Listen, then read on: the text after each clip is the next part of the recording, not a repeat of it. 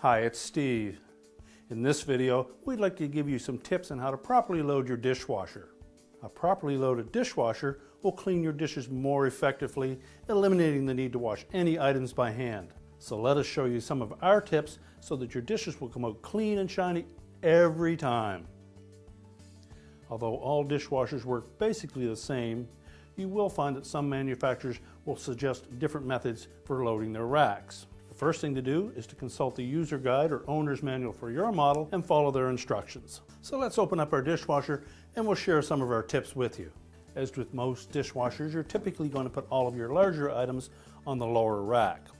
Items such as plates, large bowls, cutting boards, casserole dishes. These items get washed better if they're on the lower rack. Now the trick is to make sure that you allow enough space between these items so that water can freely circulate. You also want to make sure that any items don't protrude below the wire rack and possibly interfere with your spray arm. Try to refrain from using plastic items on the bottom rack as they are more sensitive to the heat from the heating element and could potentially melt. Something else to watch for is the edges of your dishes, and if you have any that are chipped or have really sharp edges, use caution when placing them on the rack so that you don't damage the finish on your rack, potentially creating a rust problem. Now as well with our bottom rack, we have your cutlery basket. Now some general rules for loading your cutlery basket is to make sure that you don't allow items to nest together.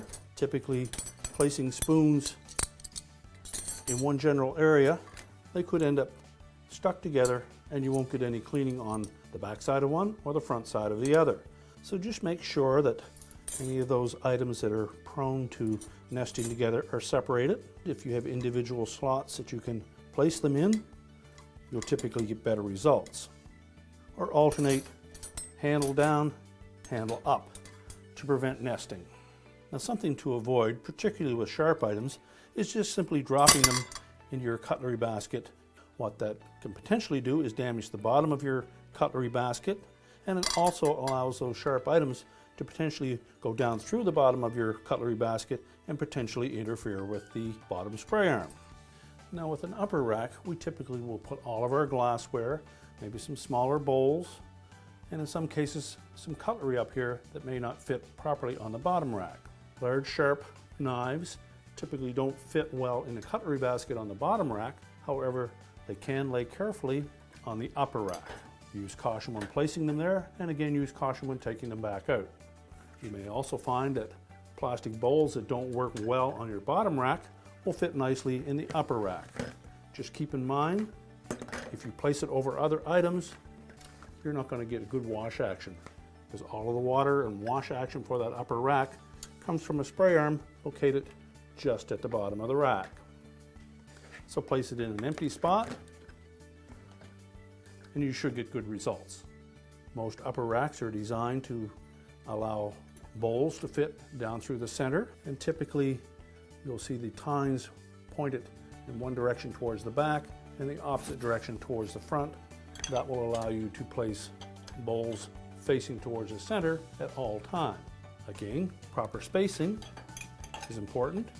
The closer you have your bowls together, the less likely you are to get good cleaning results. So if you do have room, space them out accordingly. The rest of the rack is basically designed to handle mugs and tumblers.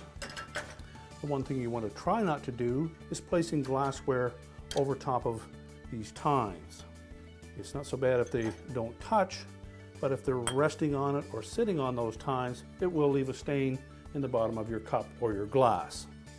Most racks will have some type of a device that is designed for long stemware. That's meant to keep these from wobbling around and potentially breaking. So make sure that you place those in the proper spot and you'll avoid any damage. Now, in addition to the loading techniques that we've shared with you, we'd also like to mention a few other tips to ensure that you get the best possible results from your dishwasher. Number one, always use a good quality detergent, whether it's a liquid or a tab type detergent. Make sure that it is good quality and always store it in a cool, dry place. Now you should also periodically check the filters in your dishwasher to make sure that they're clean and functioning properly. And also you should check your spray arms. Make sure that the holes are not plugged with any items, and if so, you'll need to clear those. And lastly, remember, don't wash your dishes before you wash your dishes. Simply scrape off any large food items and that should be sufficient. Dishwasher detergent is typically a fairly harsh chemical, and if it has no food soil to react to, it will react with your dishes and potentially cause serious damage. If you need a specific part for your dishwasher, go to partselect.com and enter your model number, and we may have a specific repair video just for you. Thank you so much for watching this video. We certainly hope these tips were helpful to you, and be sure to subscribe so you don't miss a thing.